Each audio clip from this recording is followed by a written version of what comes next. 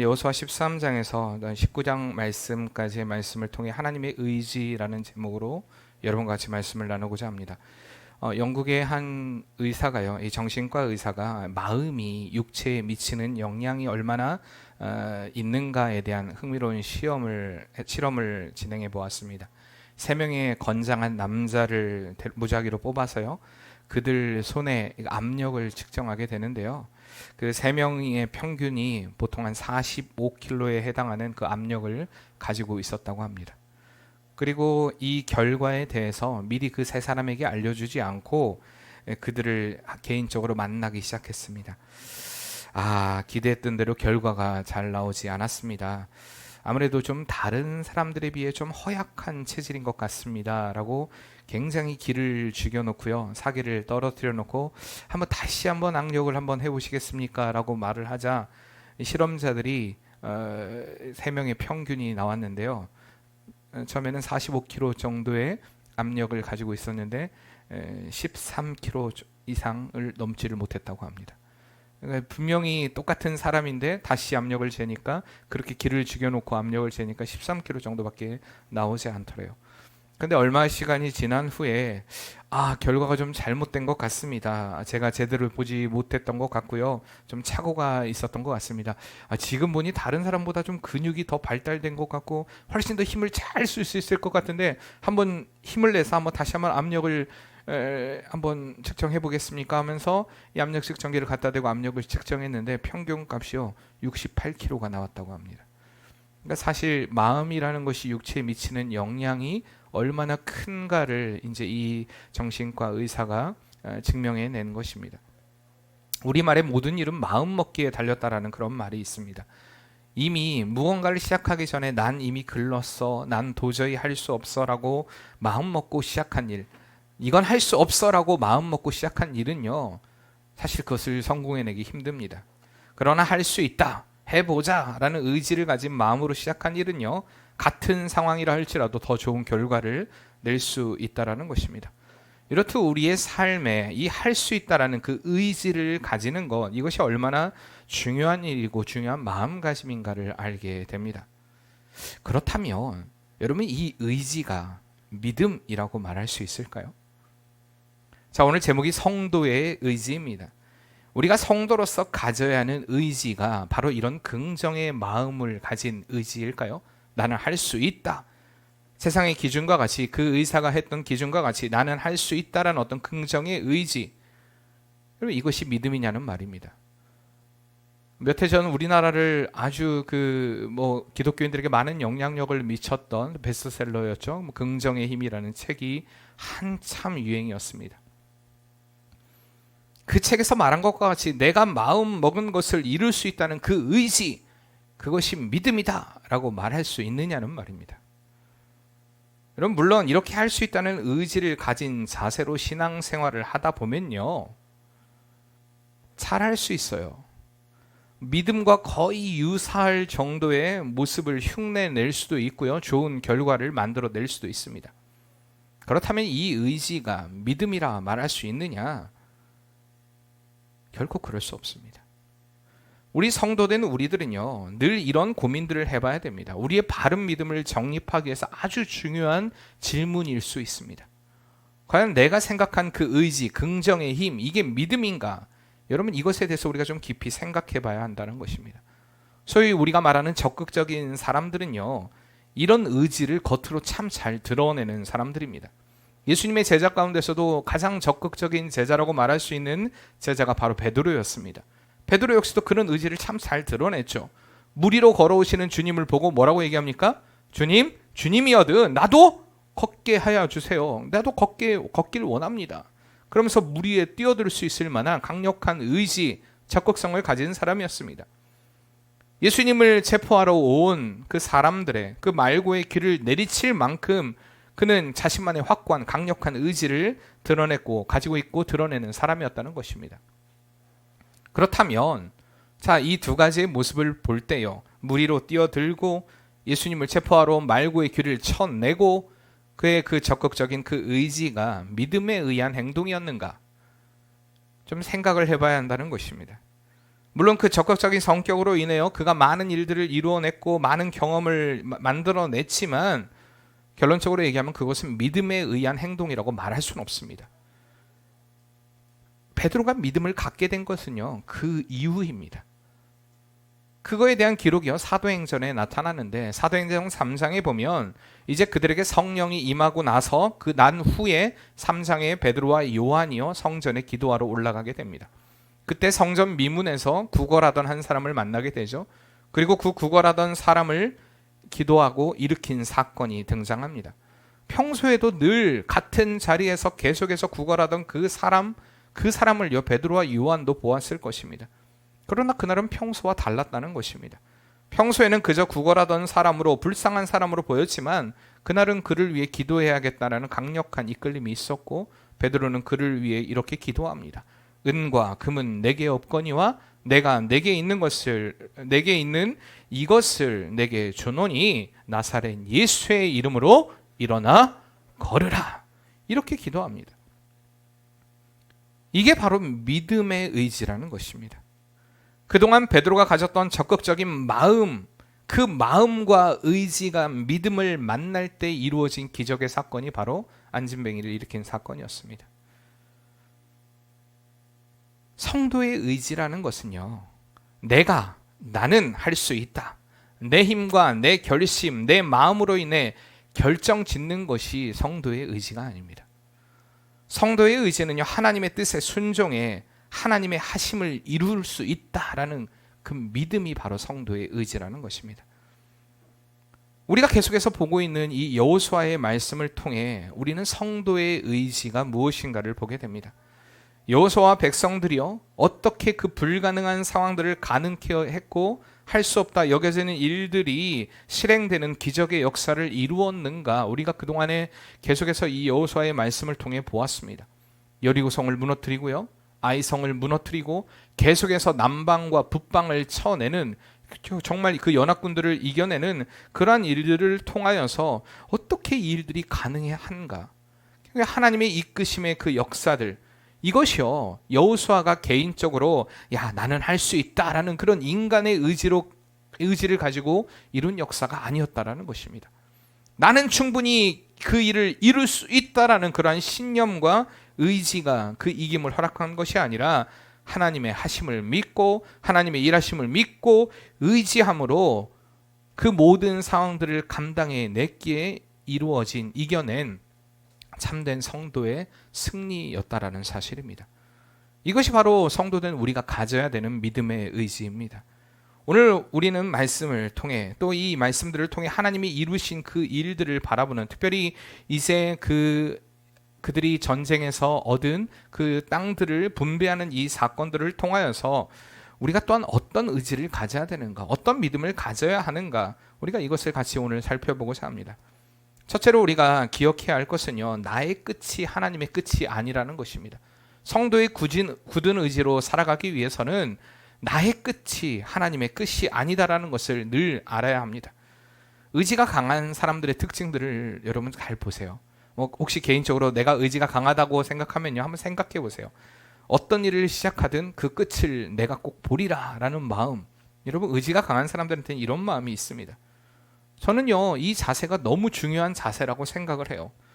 그러나 성도의 의지라는 것은요, 내가 무언가를 이루었고 내가 무언가를 성취했다, 이것보다 더 중요한 자세가 필요한데, 그것은 그 일을 시작하게 하신 이도 하나님이시요 그 일을 마치시는 이도 하나님이시라는 것을 믿는 믿음입니다. 그래서 내가 꼭 그 일을 끝낼 수 있기에 시작하지 않습니다. 여러분, 우리가 하나님의 일을 할 때 착각하지 말아야 돼요. 내가 그 일을 끝낼 수 있게 시작한다? 여러분, 그거 하나님의 일 아닐 수 있습니다. 그건 내 의지예요. 내가 끝낼 수 없어도 하나님은 하나님의 일들을 이루어 가십니다. 나로 인해 시작은 하게 하실 수 있어요. 그러나 그 끝은 하나님이 맺으시는 것입니다. 성경에서도 그런 사건이 등장하죠. 하나님께서요 다윗에게 너는 성전을 지을 수 없다라고 말합니다. 그리고 그 성전을 짓는 일은 그 아들 솔로몬을 통해 이루어질 것을 말씀하십니다. 그러나 다윗은 그래요, 내가 성전을 지을 수 없다고요? 그러니까 나는 어차피 하나님이 안 된다고 했으니까 난 아무 일도 하지 않을래요. 다윗은 이렇게 하지 않았다는 것입니다. 우리가 잘 알듯이요, 성전을 짓기 위한 모든 재료들을 누가 준비합니까? 다윗이 준비합니다. 솔로몬은 짓기만 합니다. 여러분 기억해야 돼요. 우리의 삶 가운데 내가 의지가 강하다는 사람이요, 자꾸 믿음과 그 의지를 착각합니다. 혼돈합니다. 그래서 내가 무슨 일을 이루고 내가 무슨 일을 했다라는 것을 자꾸 드러내고 또한 생각하고 생색내고 이러기를 좀 좋아합니다. 그리고 내가 그 일을 맞춰야 된다라는 그런 생각을 많이 가지고 있습니다. 물론 그런 책임감 정말 중요합니다. 그러나 믿음과 그 일이 만났을 때 우리는 믿음의 의지를 선택해야 한다는 것입니다. 하나님을 신뢰하는 그 믿음 안에서 그 일을 바라보아야 한다는 것입니다. 우리 인생에는요, 분명한 한계가 있습니다. 아무리 강력한 의지를 가지고 시작한다 할지라도 내 능력의 한계를 만나기도 하고요, 내 재능의 한계를 만나기도 하고요, 내 건강의 한계를 만나기도 합니다. 그리고 나이가 들면 들수록 어르신들이 늘 얘기하죠. 세월의 한계, 세월의 무게가 너무 크다, 이런 얘기를 합니다. 분명히 인간의 의지로 불가능해 보였던 이 가나안 정복 전쟁을 이끈 여호수아에게도 이 세월의 한계가 다가옵니다. 오늘 1절 말씀이 바로 그 말씀입니다. 이제 여호수아가 나이가 늙었다는 것입니다. 세월의 한계, 그리고 그 한계를 일러주신 분이 다른 누가 아닌 하나님이십니다. 너 이제 한계가 다 됐어. 너 이제 늙었어. 너 이제 사명을 감당하기에는 이제 너 너무 늙었어 라고 그 한계를 상기시켜 주시는 분이 하나님이십니다. 여호수아 24장 29절 말씀에 보면요, 여호수아가 110세의 나이에 죽게 됩니다. 그러니까 오늘 본문에 이 하나님의 말씀을 듣는 여호수아의 그 나이를 대충 추정해 보면요, 약 100세 전후가 됩니다. 분명히 많은 나이긴 합니다. 이제 여호수아는요, 그때가 다 되었고 모세에 이어 여호수아를 일으킬 될 이 이스라엘 백성들의 앞날을 준비해야 했기에 하나님께서는요, 여호수아에게 그의 마지막 사명을 준비시키며 해야 할 일들을 알려주시는 것입니다. 그게 바로 오늘 본문의 말씀입니다. 이제 그 자신의 때가 다 되어감을 안 여호수아는요, 하나님께서 자신에게 주신 마지막 과제, 그 과제가 무엇이냐? 바로 이 12명의 그 정복하여 얻은 땅을요, 12지파에게 나누어 주는 일입니다. 근데 이미 2지파 반은 받았죠. 1장에 등장하지 않습니까? 우리가 지난 시간에도 얘기했지. 르우벤 지파와 그리고 갓 지파와 므낫세 반 지파는 이미 땅을 분배받았습니다. 그러니까 나머지 9지파 반에 대해서 이 땅을 분배하는 일, 이 정복한 이 전쟁, 그 전쟁 가운데 이제 그동안에 수많은 이 전쟁과 그 전쟁의 세월을 통해서 영적 권위를 인정받은 이 여호수아만이 어떻게 보면 가장 권위 있게 이 일들을 해낼 수 있기 때문에 하나님께서는 그 마지막 사명을, 과제를 여호수아에게 주신 것입니다. 그리고 그 명령을 여호수아는 지혜롭게 순종하는 것을 보게 됩니다. 분명 여호수아는요, 인생의 마지막을 달리고 있었지만 하나님의 역사는, 자신은 끝이 나고 있지만 하나님의 역사는 끝이 나지 않았기 때문에, 그리고 앞으로 계속될 것이기 때문에 자신의 끝이지만 그 마지막 과제를 잘 수행함으로 계속되는 하나님의 역사를 이어가는 믿음의 모습을 보여주고 있는 것입니다. 이렇듯 우리의 인생도요, 끝이 찾아옵니다. 그러나 그 끝이 앞서 이야기했듯이 하나님의 끝은 절대 아닙니다. 다른 누구도 아닌 자신의 인생이 끝나가고 있음을 하나님께로부터 들었다면, 여러분 한번 생각해 보세요. 내가 하나님으로부터 그 음성을 들었다면 여호수아와 같이, 야 이제 너 곧 죽을 건데 네 마지막 사명은 이거야. 우리가 아는 것과 당하는 것은 좀 다른 것 아닙니까? 하나님으로부터 그 한계를 들었던 여호수아의 마음이 어쩌면 좀 찹찹했을 수도 있습니다. 아는 것과 현실로 맞닥뜨리는 상황이 다르기 때문에 이제 그 사명을 끝으로 이 모든 것을 내려놓아야 하는 이제 순간이 곧 다가오는구나라는 그 마음을 여호수아가 가지게 되었을 때 얼마나 많은 생각들이 스쳐 지나갔을까요? 오늘 우리에게도 이런 순간은 분명히 찾아온다는 것입니다. 뭐 인생의 끝도 그렇지만 어떤 일을 시작하면 그것을 끝내야 하는 순간이 찾아오기도 합니다. 저도 그동안의 부교육자로서의 삶을 살아오면서요, 참 많은 교회들을 두고 떠나야 할 때 그 심정들, 때로는 아쉬움, 때로는 서운함, 때로는 서글픔, 때로는 후회, 그런 마음들이 정말 복잡 미묘하게 많이 남는 경험들을 해왔습니다. 무엇보다도 제 사역이 중고등부 청년들을 사역하다 보니까 그들을 놓고 와야 한다는 그 심정이 꼭 물가에 아이를 놓고 오는 심정과 같은 그런 마음이 들 때가 참 많았다는 것입니다. 그러나 나의 사역이 끝이 난다 해도 하나님의 끝이 아니었기에 늘 마무리를 잘해야지, 아름답게 해야지, 이런 생각을 늘 했었어요. 그리고 멀리서나마 훗날 그들이 믿음 생활을 잘하고 있다, 교회에서 이런 역할들을 감당하고 있다, 이런 얘기를 들을 때면요, 얼마나 기쁘고 감사한지 그러면서 깨닫게 됩니다. 그렇구나, 하나님이 하시는구나. 나는 내가 걱정하고 내가 염려했지만 결국에 하나님이 이루어 가시는구나. 저는 이것을 분명히 경험하고 보았습니다. 우리가 어떠한 순간, 때로는 어떤 일, 때로는 나의 인생이 이제 끝나감을 알고 그 사명의 마지막을 맞이한다 해도 우리가 언제나 기억해야 될 것이 바로 이것이라는 것입니다. 나의 끝이, 따라해봅시다. 나의 끝이 하나님의 끝이 아니다. 이게 바로 성도의 의지입니다. 세상의 의지를 가진 사람들은 내가 이것을 끝내야 하고, 내가 아니면 안 되고, 내가 이것을 이루어야 하고, 늘 나 중심의 생각으로 모든 상황들을 이끌어 가지만, 성도의 의지는 하나님의 이루심을 신뢰하고 믿음으로 내게 주어진 삶을 최선을 다하고요, 그 다음은 주님께 내어 맡기는 것입니다. 여러분, 그러나 교회 안에서도요, 간혹 나의 끝이 하나님의 끝이라고 생각하며 일하는 사람들을 만나보게 됩니다. 앞서 이야기했죠. 내 의지로 일하는 사람과 믿음이라는 게 어떨 때는 비슷해 보이기도 하기 때문에, 믿음이 없이 내 의지로 일하는 사람들은요, 결국엔 그가 일을 안 할 때 보면 알아요. 안 할 때 보면요, 내가 그 일을 하지 않을 때는 그런 사람들의 특징은요, 비판자가 됩니다.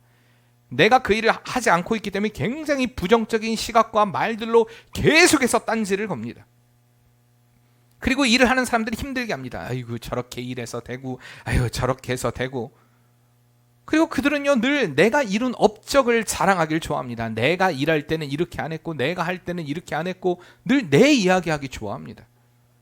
여러분, 분명 여호수아는요, 하나님으로부터 받은 능력으로 큰 역사, 큰 일들을 이루었던 사람이었습니다.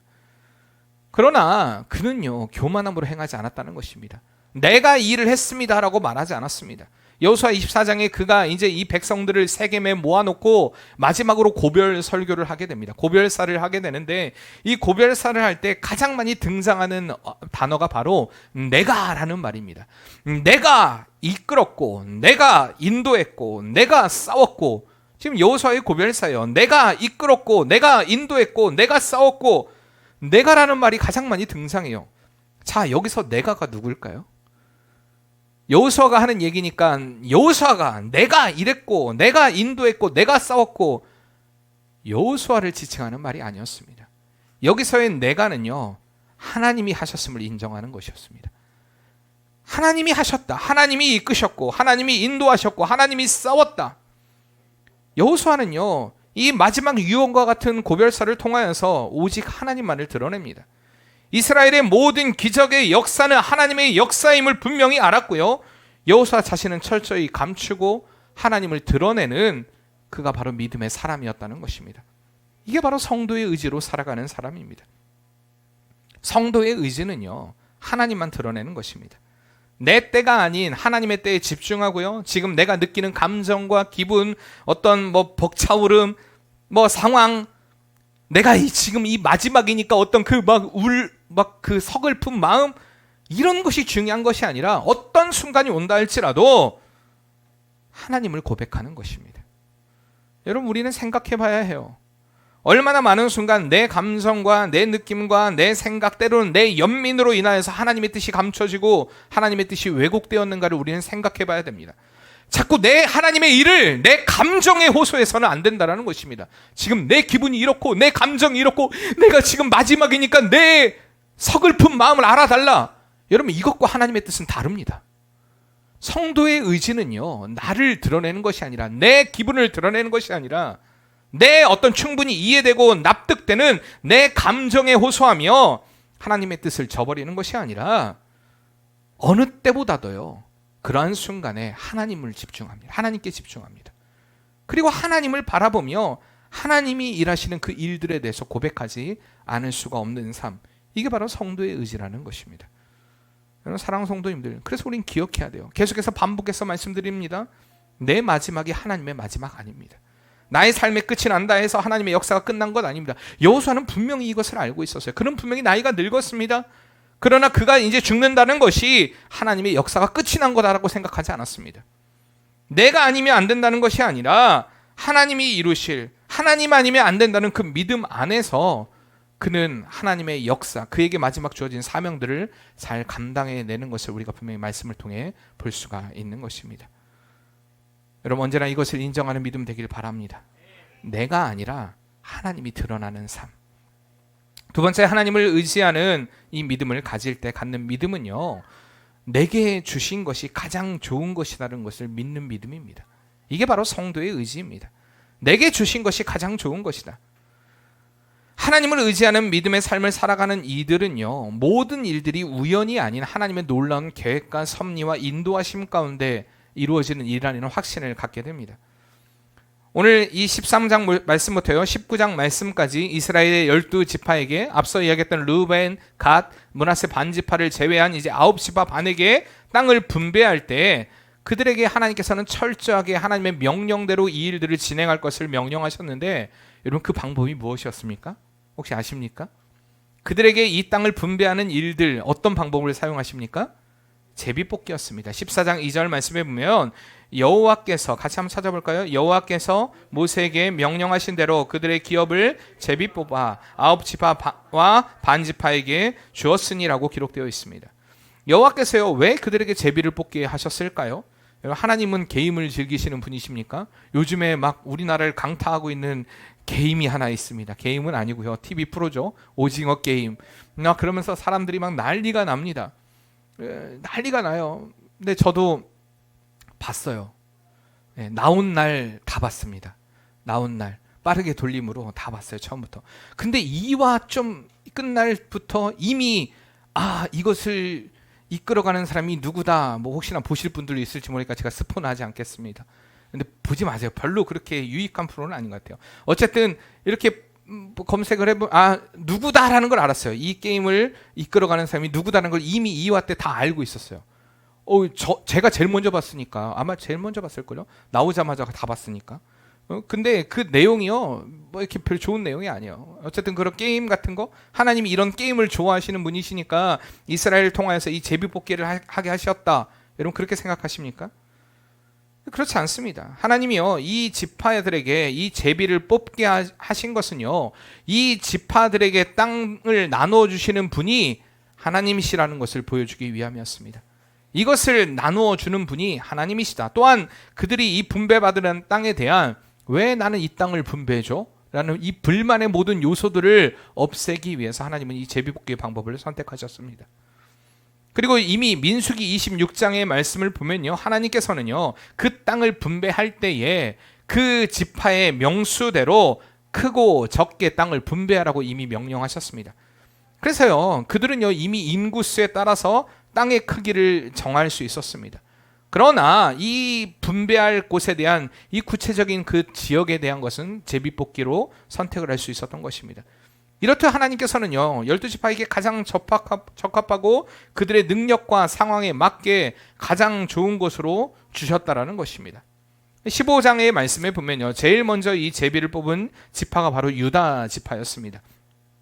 유다 지파는요, 가장 많은 인구를 가진 민족이었습니다. 이미 이것은 야곱을 통한 예언이었어요. 이미 장자의 그런 또한 계보를 이어가게 될, 결국엔 예수 그리스도의 계보를 이어가게 될 그러한 자손임을 분명히 말씀하셨고, 그렇기 때문에 가장 많은 인구를 가지고 있었고, 또한 가장 많은 땅, 그렇기 때문에 땅을 분배받게 됩니다. 땅이 넓다라는 건 여러분, 그러면 그만큼 일궈야 될 일들이 많기 때문에 많은 인구가 필요한 것입니다.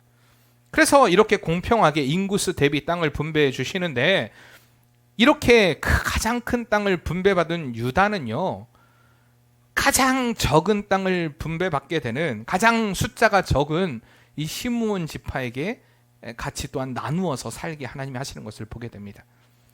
이 시므온 지파는요, 처음에 출애굽하고 제 1차 그 인구조사를 했을 때는요, 59,300명 정도의 그러니까 인구수로 말하면 지파 중에 세 번째로 큰 지파였습니다. 그런데요, 2차 그 인구조사 때 남아있는 숫자가 22,000명 정도밖에 되지 않아요. 약 한 63%의 인구가 감소하게 됩니다. 왜 이런 일이 일어난지 아십니까? 이 시므온 지파는요, 광야에서 계속되는 반역을 했던 그러한 민족입니다. 특별히 이들의 문제, 이들의 일들에 대해서는요, 민수기 25장에 등장을 하게 되는데, 이 바알 부올에서요, 이교도와 연합하는 이들, 이방 여자를 취하고 연합하는 그 일들을 주도했던 민족이 바로 이 시므온 지파였습니다.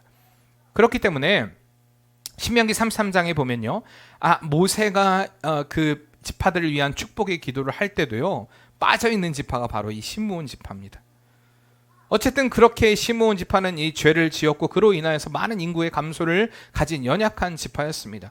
그러나 그러한 지파였음에도 불구하고, 하나님께 불순종했던 지파였음에도 불구하고 하나님은 유다에게 그들과 같이 살도록 땅을 내줄 것을 또 말씀하고 있는 것을 보게 됩니다. 이렇듯 하나님은요, 언제나 늘 약자의 편이십니다. 그들의 그 연약함, 부족함을 아시고 또한 강한 자들에게 같이 이게 누리고 살아가는 삶이 되어야 할 것을 이 땅 분배 사건을 통해서도 보여주신 것입니다. 계속되는 이 다른 지파들에게 땅을 분배하는 일들도 보면요, 하나님은 그 지파들의 특성과 재능과 능력에 맞게 땅을 분배하시는데, 이제 거의 마지막에 19장의 말씀에 보면 이사갈 그리고 아셀, 납달리 지파에게도 땅을 분배하는데, 이들의 성격이 있어요. 이들의 성향은요, 온유한 성향을 가지고 있었습니다. 그리고 굉장히 평화로움을 추구하는 사람들이었습니다. 그렇기 때문에 땅을 분배할 때도요, 하나님은 이들에게 좋은 농지를 주십니다. 농업을 할 수 있는 그러한 땅들을 주십니다. 그리고 실제적으로 그들은요, 그 땅에서 많은 곡물들을 생산하게 됩니다. 그리고 스불론은요, 상업과 무역에 종사할 수 있는 땅을 부여받게 되는데, 훗날 이 스불론 민족들은요, 지파는요, 어업과 해상 무역에 종사를 하게 됩니다. 그러니까 하나님께서 그들의 삶을 어떻게 이끌어 가실지에 대한 이미 플랜이 있었고, 그들의 재능과 그 능력에 맞게 그 땅들을 분배하셨다는 것입니다. 또 가장 강력한 용사들이 많이 있는 단 지파 같은 경우는요, 가장 북쪽에 그 땅을 분배해 주십니다. 분배해 주시는데 어디를 분배해 주시냐? 바로 블레셋과 맞닿은 지경을 그들에게 허락하십니다. 왜 그랬냐? 가장 용맹한 군사들이 많은, 용맹한 사람들이, 전사들이 많은 그러한 족속이었기 때문에, 그러한 지파였기 때문에 그들이 아니면 그 땅을 감당할 수 없어서 하나님은 그 땅을 단 지파에게 주십니다. 그런데요, 인구수로 보면요, 이 단 지파는 유다 지파만큼, 그러니까 유다 지파 다음으로 많은 민족을 가지고 있는데, 여러분들 나중에 그 땅덩어리를 보세요. 분배받은 땅을 보면요, 단지파가 진짜 조그만 땅을 분배받습니다. 뭐야? 왜 하나님이 분명히 민수기 26장에 큰 땅들을 주신다고 말씀하셨는데 인구수 대비 왜 단지파에게는 작은 땅을 주셨냐? 그들에게는요, 프론티어 정신이 있어요. 개척 정신이 있습니다. 그렇기 때문에 그들은요, 그 작은 땅을 분배받고 계속해서 어디로 뻗어나가는 것입니까?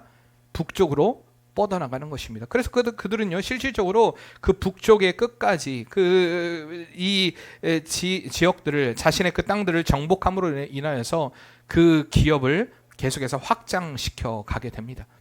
이렇다 하나님께서는요, 제비뽑기의 상황이지만 그들의 상황과 능력과 재능과 성향에 맞게 이 땅들을 분배해 주셨다는 것입니다. 그렇기 때문에 이 19장, 우리가 13절부터 19장까지의 말씀들을 읽고 있으면요, 이 땅을 분배받았다, 이름들 막 계속 나오고, 이게 너무 지겹다. 이게 아니라 이 땅들을 통하여서, 이 분배의 역사를 통하여서 우리는 하나님의 놀라운 섭리를 볼 수 있는 것입니다. 오늘 우리도 마찬가지입니다. 하나님이 우리에게 무언가를 주셨다고 하면요, 여러분 기억해야 됩니다. 그것은요, 가장 내게 좋은 것을 주신 것입니다. 이것을 우리는 언제나 인식해야 한다는 것입니다. 내게 허락된 상황이 가장 좋은 상황이고, 내게 주어진 일들이 가장 적합한 일들이고, 내가 가진 것이 가장 필요한 것을 주셨음을 우리는 알고 감사하는 마음을 가져야 한다는 것입니다. 근데 사람들은 자꾸 이것을 인정하기 힘들어요. 가끔 목사님, 제게 이런 지금 상황을 주신 이런 상황을 도대체 아시나요? 왜 아시지도 못하면서 하나님이 가장 좋은 것을 주셨다고 이야기하시나요? 내가 지금 가진 게 이것밖에 없는데 이게 최선이라고요? 저는 그럼 하나님 안 믿겠습니다. 이렇게 얘기하는 사람들 많아요. 그럼 우리는 인정해야 됩니다. 우리의 이성과 판단과 우리의 생각과 우리의 자존심, 기분, 느낌, 이것과 전혀 다른 것들이 우리에게 주어졌다 할지라도 하나님은요, 가장 필요한 것을 우리에게 주신 분이십니다. 신뢰할 수 없지만 신뢰해야 하고요, 인정할 수 없지만 인정해야 하고요, 받아들일 수 없지만 받아들이며 나의 삶을 온전하게 이끌어 가시는 그 하나님을 인정하는 것, 이게 바로 성도의 의지라는 것입니다. 우리 한번 같이 한번 고백해 봅시다. 내게 주신 것이 가장 좋은 것입니다. 옆에 분들에게도 인사해 주세요. 당신에게 주신 것이 가장 좋은 것입니다. 네. 그러니까 아까운 거 없어요, 여러분들. 자꾸 이렇게 부부들 볼 때, 아유, 누구 신랑은 어떻고 누구 아내는 어떻고 이런 거 비교하지 마세요. 하나님이 가장 적합한 사람을 주셨습니다. 때로는 왜 저 사람은 저 모양 저 꼴일까? 그럼 잘 생각해 봐야 돼요. 나도 이 모양 이 꼴입니다. 똑같아요. 여러분, 그걸 자꾸 비교하면서 이야기해서는 안 돼요. 내게 주신 것이 가장 좋은 것입니다. 이렇게 우리가 하나님을 인정할 때 우리의 삶의 진정한 만족과 행복과 기쁨을 누리는 삶이 되게 됩니다. 오늘 이 은혜를 누리길 바랍니다. 마지막으로요, 하나님을 의지하는 믿음을 가질 때 갖는 믿음은요, 하나님의 역사는 언제나 진행형이다라는 것을 믿는 믿음입니다. 이스라엘은요, 7년간의 이 치열한 정복 전쟁을 통해 이 가나안 전반에 걸쳐 주도권을 확실하게 장악을 하게 됩니다. 그러나 여러분, 말씀을 보면요, 아직 정복되지 않은, 오늘 말씀에도 나오죠. 오늘 읽었던 말씀을 통해 아직 정복되지 않은 그 땅이 많다라는 것입니다. 정복되지 않은 땅이 아직 많아요.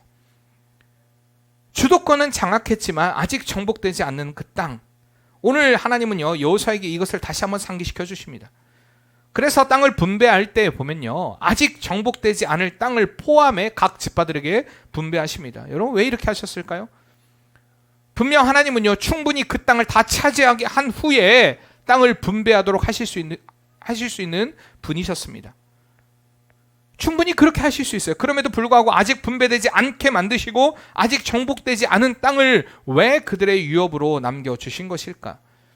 이것은요, 두 가지 의미가 있습니다. 영적인 의미와 실질적인 의미가 있는데, 먼저 영적인 의미는요, 그동안에 우리가 말씀을 통해서 이스라엘 백성들의 모습을 보았듯이 그들은 계속해서 반복적으로 하나님을 잊어버리고 틈만 나면 하나님의 말씀에 불순종하는 모습으로 일관하는 것을 보게 됩니다. 그런 그들에게 만약에 땅이 다 한꺼번에 주어졌다면요, 아마 그들은 굉장히 나태해졌을 것입니다. 왜? 목적결여. 이제 목적을 잃어버린 거예요. 야, 내가 원하는 땅도 다 얻었고 내가 이 땅에 왔으니까. 아마 타락할 수도 있었을지도 모릅니다. 그렇기 때문에 하나님은요, 그러한 자들에게 나태해지지 말라고, 아직 그들에게 정복해야 할 땅을 남기심으로 인하여서 너희는 계속해서 나를 신뢰해야 되고 나를 의지해야 되고 내가 이끌어가는, 너희가 그 일에 순종함으로 인해서 믿음의 싸움을 싸워야 한다라는 것을 일깨워 주기 위해서 아직 정복해야 할 땅들을 그들에게 남겨주신 것입니다. 이렇다 하나님의 역사는요, 계속 진행되어야 합니다. 우리 인간의 습성이라는 것은, 우리 인간의 죄인된 습성은요, 언제나 안주하고 평안하기를 원합니다.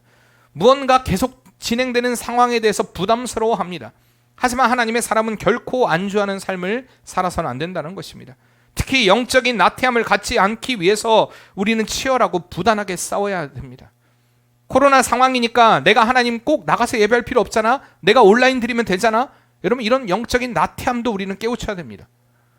물론 그럴 수 있어요. 그렇게 예배해야 될 때도 있습니다. 그러나 제가 얘기하는 건 마음의 상태가 어떠냐라는 얘기입니다. 내 지금 마음의 상태가 어떤가? 내가 하나님을 향하는 온전한 예배를 드리고 있는가? 여러분, 이거 생각해 봐야 돼요. 에베소서 6장의 말씀처럼 우리는 영적인 군사로서 분명히 갖춰야 됩니다. 하나님의 전신갑주를 취하고 계속 전진해서 싸워야 하는 영적인 군사라는 사실을 잊지 말아야 한다는 것입니다. 그래서요, 하나님은요, 이스라엘 백성들이 계속 그 하나님과 함께 하시는, 하나님과 온전한 동행하는 삶을 살아가기를 원하는 마음에 아직 그 정복되지 않은 땅을 줌으로 인해서 너희는 계속 나에게 민감해야 돼. 내 뜻에 순종해야 돼. 그래야 너에게 승리가 있어. 이것을 보여준 것입니다. 두 번째, 실질적인 의미입니다. 실질적인 의미는요, 만약에 그들이 한꺼번에 그 땅을 다 차지했다고 생각해 보세요. 그들이 정착해서 사는데 큰 어려움이 있었을 것입니다. 아직 이 땅도 정리가 안 됐는데 저 땅도 또 정복하고 저 땅도 정복하고 그러면요, 정리가 안 돼요. 그러니까 차근차근 정복하면서 이제 정착하고 정리하고 또한 세우고, 그리고 또 정착하고 정리하고 세우고, 이 일들을 차근차근 진행하게 만드실 수 있도록 그 시간들을 허락해 주셨다는 것입니다. 우리가 인생을 살다 보면 한 번에 무언가를 다 이루었으면 하는 그런 소망들을 가지고 있습니다. 교인들 가운데서도 이런 말 하는 분들을 만나게 돼요. 목사님, 제가요, 만약에 집만 사게 되면, 제 집만 사게 되면 그때부터는 내가 교회를 위해 헌신하겠습니다. 그러니까 제가 빨리 집을 구입할 수 있도록, 그래야 교회가 더 유익이잖아요. 그러니까 좀 축복 기도해 주세요. 전 사실 이런 분들을 위해서 뭐라고 기도해야 될지를 잘 모르겠습니다. 진짜 모르겠어요. 물론 제가 기도를 하겠죠. 예? 하나님 빨리 은혜를 베풀으셔서 좁은 집을 장만하게 해주세요. 기도는 해주겠죠. 그런데요, 진짜 복은 그 집을 내 것으로 만드는 게 목표가 아니라는 것입니다. 그 집을 구하기까지, 그 집을 사기까지 어떻게 하나님과 동행하며, 어떻게 하나님께 충성되며, 어떻게 하나님의 뜻대로 살아갈 수 있는가, 이것을 고민하면서 내가 하나님과 늘 동행하는 삶을 놓치지 않고 이 일들을 이루어갈 수 있게 목사님 기도해 주세요. 이게 더 아름다운 기도, 믿음의 사람의 기도 아니겠습니까? 기도 부탁 아니겠습니까? 이게 중요합니다. 그러나 우리나라에 심어진 이 기복신앙들은요, 자꾸 무언가 얻은 결과만을 드러내고 자랑합니다. 그리고 그것이 복이라고 얘기합니다. 아, 우리 아들이 어느 대학 붙었고, 아, 내가 이런 일들을 했고, 우리 딸이 무슨 회사에 붙었고, 이런 것들을 자랑하기 좋아합니다. 그러나 진짜 건강한 믿음은요, 이 모든 것들을 통하여서 어떻게 하나님을 누리는가, 어떻게 하나님과 동행하는가, 어떻게 하나님으로 인하여 살아가고 있는가, 여러분, 이게 중요한 겁니다. 이게 복이라는 사실입니다. 내가 무언가를 이루었다, 내가 무언가를 했다, 이게 중요한 것이 아니라 그것을 통해 하나님과 어떻게 동행하고 있다, 그것을 통해 어떻게 하나님을 누리고 있다. 우리의 궁극적인 목적은요, 내가 무언가를 얻었다가 아니라 언제나 역사하시고 함께 하시는 그 하나님, 과거의 하나님이 현세의 하나님이 되시고 미래의 하나님이 되심을 고백하는 그 고백의 믿음입니다. 이렇듯 하나님의 역사는 계속된다는 것입니다. 성도의 의지는요, 그 끝을 내가 정하지 않습니다. 하나님으로부터 주어진 삶이기에 하나님이 끝까지 이끄심을 알고 언제나 하나님의 지낸 역사에 나를 맡겨드리는 그런 믿음으로 살아가는 삶이 성도의 의지로 살아가는 믿음이라는 것입니다. 사랑하는 성도님들, 앞서 말씀드렸듯이요, 긍정의 사람이 부정의 사람보다 더 좋은 결과를 얻어낼 수 있습니다. 난 할 수 있다라는 그 의지와 신념의 마음을 가진 사람이 세상적으로도 훨씬 더 성공의 삶을 살아갈 수 있습니다. 여러분, 그러나 그것이 믿음이라고 말할 수는 없다라는 것입니다. 성도의 의지는요, 하나님을 신뢰함으로 갖는 확신 속에서 고백되어지는 믿음의 의지입니다. 나는 할 수 없지만 주님은 하실 수 있습니다. 그 믿음을 가지고, 굳은 마음을 가지고 그 마음을 지키며 믿음으로 나아가는 것, 이게 바로 성도의 의지라는 사실입니다. 엘리야가요, 이 바알의 450명의 선지자들과 대결을 하게 됩니다. 여러분, 인간적인 아무 강력한 의지를 갖고 있다고 생각해 보세요. 내가 이 일을 할 수 있다, 1대 450이지만 나는 이길 수 있다, 여러분, 이런 신념, 이런 의지를 가지고 있으면 여러분, 그 일이 이루어질 수 있을까요? 다윗과 골리앗의 싸움을 아시죠? 모든 것은 마음먹기에 달려있다, 여러분, 그런 의지를 불태우고 골리앗 앞에 나간다면 여러분, 실제로 그 싸움에서 이길 수 있을까요? 절대 그럴 수 없습니다. 아무리 내가 굳은 의지와 신념과 확신을 가지고 나아간다 할지라도, 긍정의 마음을 가지고 나아간다 할지라도 그 싸움은 실패할 수밖에 없습니다. 아무리 인간적인 강한 의지를 가지고 있다 할지라도 이런 내가 도저히 감당할 수 없는 일들을 만나게 되면요, 우리의 마음은 무너져 내리게 된다는 것입니다. 그렇기 때문에 우리의 의지는 하나님을 향한 믿음 안에 세워져야 됩니다. 하나님을 향한 그 믿음 안에서, 절대적인 신뢰 안에서 그 하나님의 크심을 바라보며 그 안에서 굳은 믿음으로 세워지는 의지가 되어야 하는 것입니다. 여러분, 이러한 삶에 참된 승리가 있습니다. 여호수아 오늘 말씀의 14장 말씀에 보면요, 믿음의 사람 갈렙이 등장하게 됩니다. 그가요, 하나님을 신뢰함으로 살아가는 믿음의 의지가 무엇인가를 너무나 잘 보여주고 있습니다. 14장 6절에 보면요, 갈렙은 헤브론 산지를 요구합니다. 근데 아무리 용맹한 갈렙이라 할지라도 그는 이미 85세의 노인이었습니다. 이미 노인이었어요. 그러나 그는 하나님의 뜻을 이루는데 나이가 중요하지 않다는 것을 이미 알고 있었습니다. 왜냐하면 그의 나이 40에 이미 하나님으로부터 받은 약속이 있었기 때문에 그는 그 헤브론과의 싸움에서 승리할 수 있다라는 확실한 믿음의 의지를 가지고 있었다는 것입니다. 내 생각으로 나는 이길 수 있다가 아니라 하나님이 이기게 하신다라는 믿음의 의지를 가지고 그는 가장 강력한 성읍 중에 하나인, 또한 가장 강력한 거인들이 사는 이 아낙 자손 사람들이 거하는 땅인, 그래서 그 10명의 정탐꾼들이 우리는 불가능합니다, 우리는 그 앞에 메뚜기와 같습니다 라고 고백했던 그 땅을 내게 달라고 요구합니다. 그리고 그 땅을 믿음으로 바라봅니다. 그리고 우리가 잘 아는 대로 그는 고백하죠. 이 산지를 지금 내게 주소서. 그럼 이 믿음이 우리의 믿음이 되어야 할 줄 믿습니다. 이렇듯 성도의 의지는요, 영적인 시각을 가지게 됩니다. 로마서 4장 20절에서 21절 말씀처럼 믿음이 없이 하나님의 약속을 의심하지 않고 믿음으로 견고하여져서 하나님께 영광을 돌리며 약속하신 그것을 또한 능히 이루실 줄을 확신하며 나아가는 믿음의 모습, 그러므로 인하여서 진정한 승리를 경험하게 되는 것입니다. 하나님을 믿는 믿음 안에서 여러분 우리의 믿음을 굳건히 세우시길 바랍니다. 주님이 하십니다. 주님이 이끄십니다. 주님이 이루십니다. 여러분 한번 옆에 분들하고 인사합시다. 주님이 하십니다. 주님이 이끄십니다. 주님이 이루십니다. 여러분 이 믿음 안에서 확실한 성도의 의지를 가지고 세상 가운데 승리하는 복된 성도의 삶이 되시기를 바랍니다. 하나님은 너를 지키시는 자, 너의 우편에 그늘 되시니 낮의 해와 밤의 날도 너를 해치 못하리. 하나님은 너를 지키시는 자, 너의 환난을 면케하시니 그가 너를 지키시리라. 너의 출입을 지키시리라. 너의 출입을 지키시리라. 눈을 들어 산을 보아라. 눈을 들어 산을 보아라.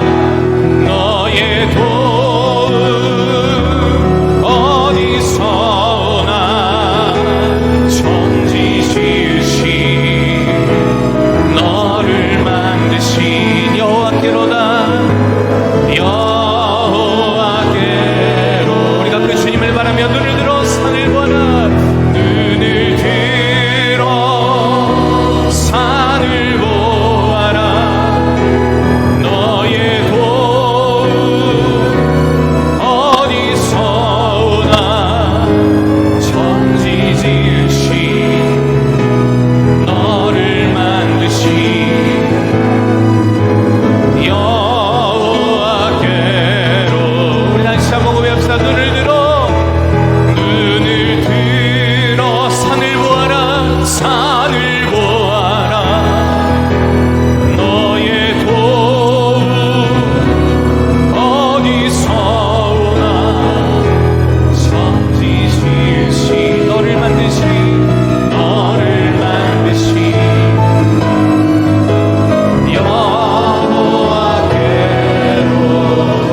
여호와께로라. 그렇습니다. 주님, 내 의지, 내 생각, 내 어떤 긍정의 마음으로 살아가는 것이 믿음이라 말할 수 없습니다. 이러한 삶도 좌절이 오고 실패가 오고 낙심이 옵니다. 그러나 주님, 우리가 주님의 하심을 믿고 주님의 일하심을 의지하며 문제보다 크신 그 주님을 바라보는 그 믿음의 의지를 가지고 나아갈 때에 우리의 삶에 진정한 승리가 있는 줄 믿습니다. 때론 그것이 인간적으로 볼 때는 실패인 것 같지만 하나님이 우리에게 주신 최선의 상황, 최고의 역사임을 알고 계속되는 그 하나님의 역사 가운데 이루어지는 하나의 과정임을 알고 우리가 감사하며 고백하고 나아갈 줄 믿습니다. 우리가 그 하나님을 믿는 믿음 안에서 성도의 굳은 의지를 세워가기를 원합니다. 하나님을 그 믿는, 신뢰하는 그 믿음 안에서 우리의 삶의 길을, 우리의 삶의 기초를 세워가기를 원합니다. 그러므로 인하여서 우리의 삶에 살아계신 하나님을 선포하고 살아계신 하나님의 역사를 증거할 수 있는 복된 참된 성도의 삶 되게 도와주시고, 확실한 믿음 안에서 세상 가운데 하나님의 역사를 드러내는 성도의 삶 되게 도와주시옵소서. 예수님의 이름으로 기도합니다. 아멘.